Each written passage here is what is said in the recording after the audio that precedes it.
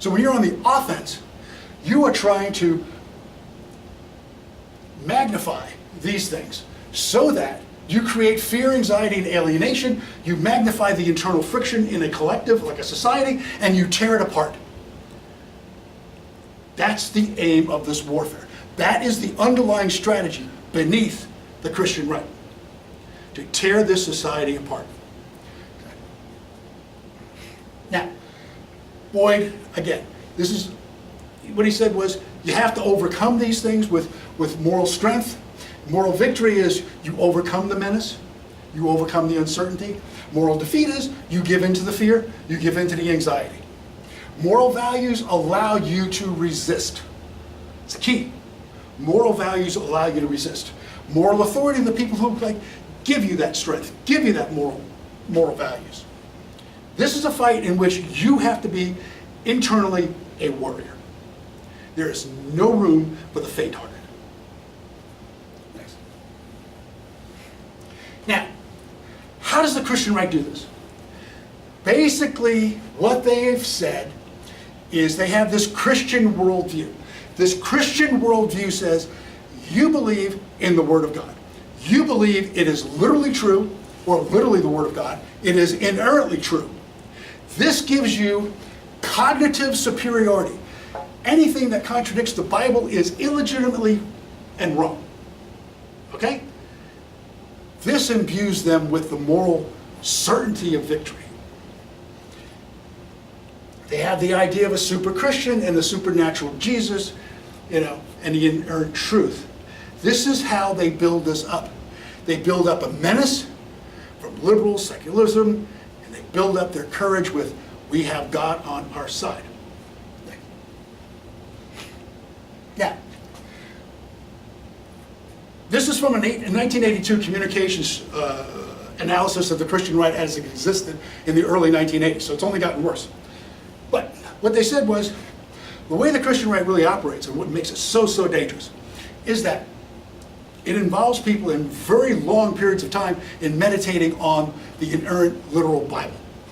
And then, what they do is they pull out every single human foible you might have, okay? Marital problems, sex problems, drug problems, alcohol problems, whatever problems there are. They have you confess those things. You can read Matt Taibbi when he went to a Jim Hagee Christian camp. All right, but other churches do the same thing. James Dobson, Focus on the Family, does the same thing. Has a network of Christian right psychologists and psychiatrists that suck you in. And once you've given up that, oh yeah, I got a drug problem, they just hook you, pull you in. And the first thing they're going to tell you to be cured is you got to have Jesus.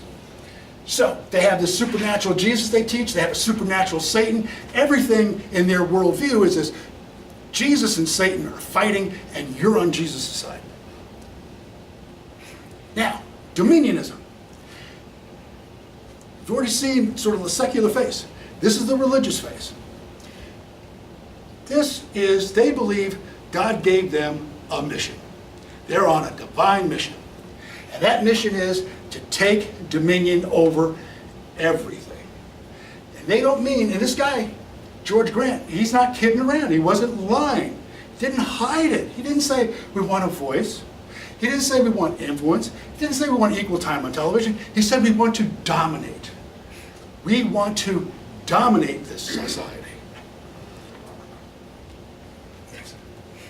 Now, in this dominionism, it's a rather broad category. But generally speaking, whether it's a soft version or a hard version, they believe in Christian nationalism, that America was and should be a Christian nation.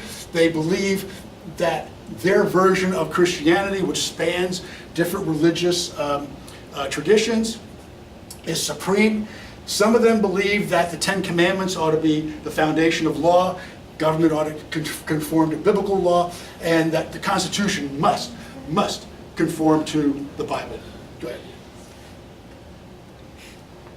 Now, Frederick Clarkson, who's a longtime analyst of the Christian right, he basically said, look, what they believe is that they are supposed to run the society for themselves, by themselves. Nobody else gets to run anything. Okay? Then he said there's three branches of dominionism. Now, the Christian Reconstructionists are a very small sect, tiny, but they have an undue influence because they are really the strategic thinkers and strategic theological thinkers. They drove the entire Christian right for decades, even though they're not really well known. People in the Christian right don't even know who they are. Some of them might know Rousas Rushdoony, but that's about it. But they're really the guys that drove it, and their version of it is, look, society has to conform to biblical law, the Ten Commandments. Now, the New Apostolic Reformation is known by various names, but the New Apostolic Reformation is the fastest growing, non-denominational religious movement. And basically, they are trying to subvert every other religion, and especially every other mainline Protestant religion, from within. They're trying to destroy because they believe all the other churches are satanic. And then Francis Schaeffer, he came and went, but basically his idea was we need massive Christian resistance to abortion. Now, Schaeffer spread this out. His son Frank still believes it, but the fact of the matter is, the Christian right didn't start because they were opposed to abortion. The Christian right started because they were opposed to federal efforts to integrate their whites-only conservative Christian academies.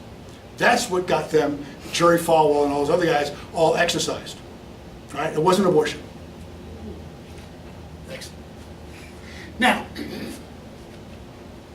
this comes from a manifesto for the Christian Church, Coalition on Revival. Now, the Coalition on Revival was about 600 neo-fundamentalist thinkers.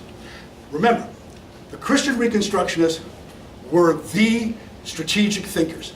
They drove this Coalition on Revival. What they did was, every one of these 17 worldview documents had two chairs. One of them was a Christian Reconstructionist, and one was somebody else. And the Christian Reconstructionists went into this thing with a plan. And the plan was to overcome all the theological differences that prevented them from cooperating. And basically the Christian Reconstructionists said, look, it doesn't matter if you're premillennial, postmillennial, amillennial, it doesn't matter any of this stuff. We are faced with a common enemy, a satanic tyrannical government. And we have to come together and produce the kingdom on earth. And so these 17 worldview documents were eventually reduced down to 7 mountains. Okay? That's where it comes from.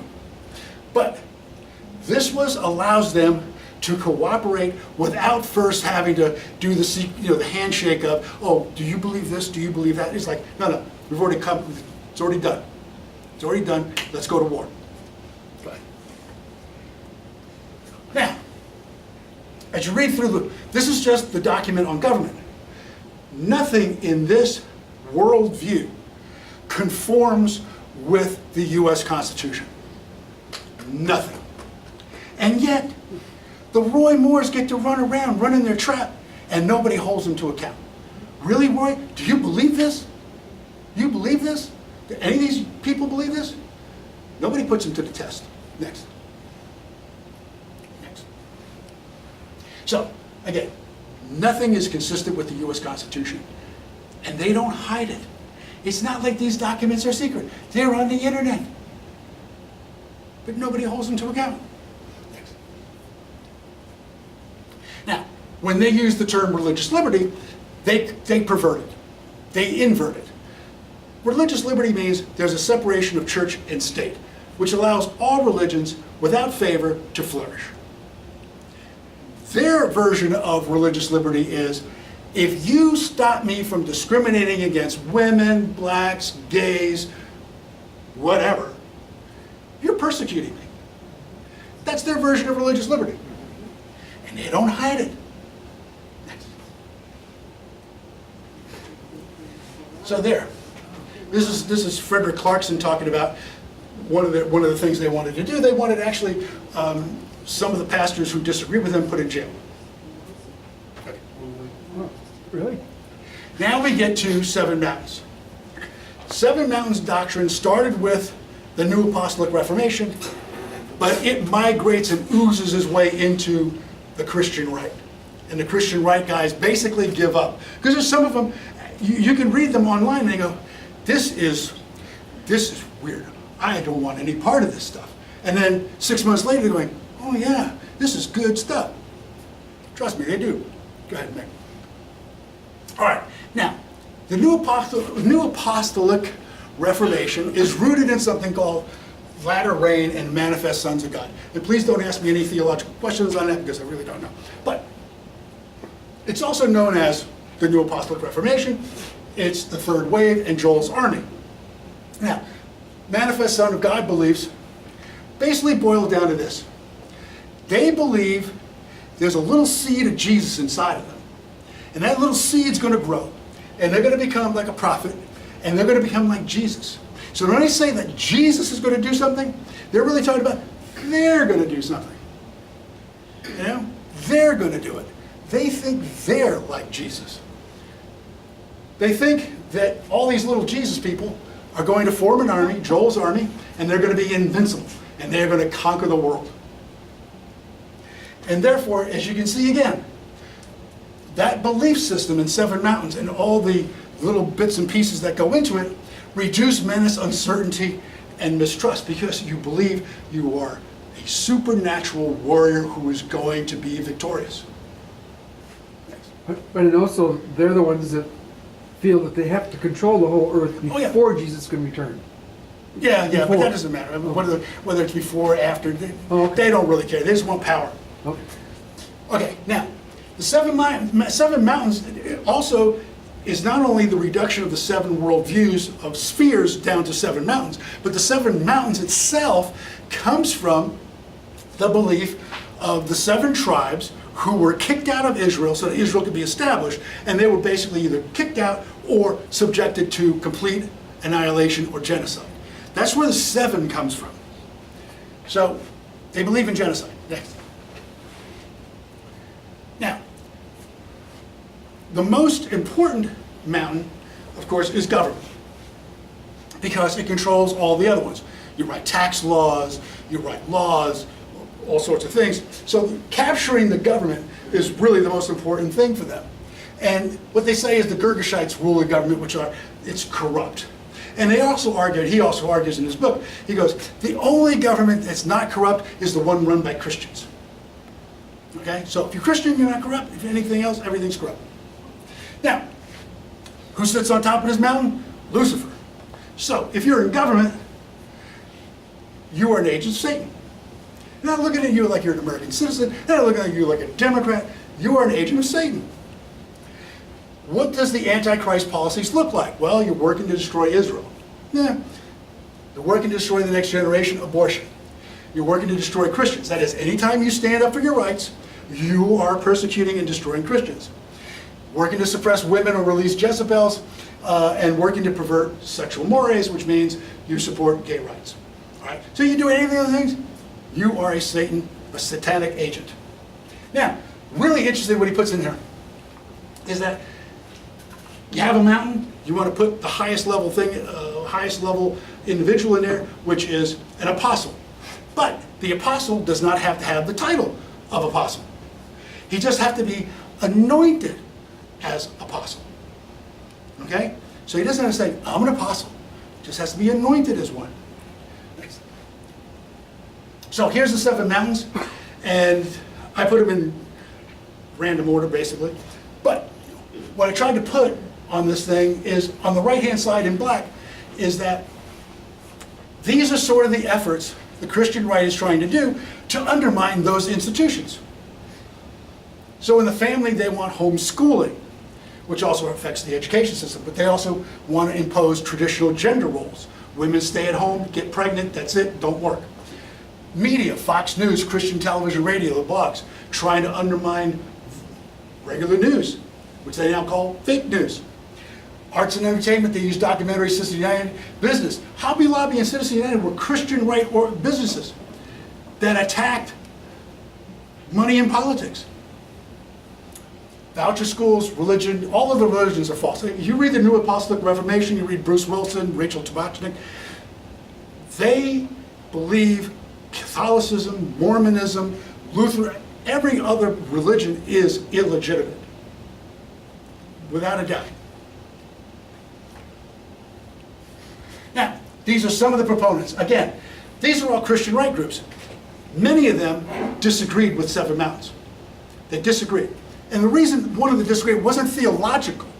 The difference was the Christian Reconstructionists thought that you would create a society from the bottom up so that the majority of people would want this Christian government, right? It would just come from the bottom up.